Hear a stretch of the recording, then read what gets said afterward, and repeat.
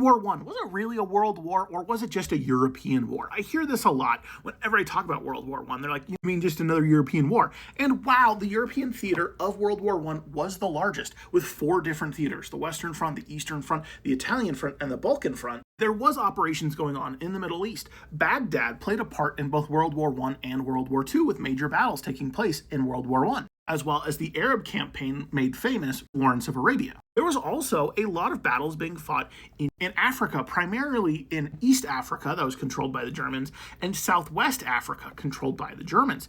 And there was actually a lot of really interesting campaigns with a guy that I cannot remember the name of for the life of me right now, but he led an amazing guerrilla campaign in East Africa, and he was never captured by the British. Super interesting story. I've been trying to get a hold of his book, but they don't really make the copies anymore. Now, in the Pacific, the Germans actually controlled a decent amount of islands, like German Samoa, German Solomon Islands, as well as some of the other islands throughout the Pacific. They also controlled a decent-sized chunk of New Guinea, and there was fighting there, as well as there was some fighting in China. Ottomans, as well as the Germans, also supported and paid for a lot of different rebel groups in Burma and Kazakhstan and some of the other regions of the British and Russian empires. The Chinese actually sent about 140,000 Chinese to work in the trench lines and be laborers in France. Then there's also battles being fought mostly at sea throughout the world, in the Indian Ocean, around South America. And then obviously we know about the submarine U-boat campaigns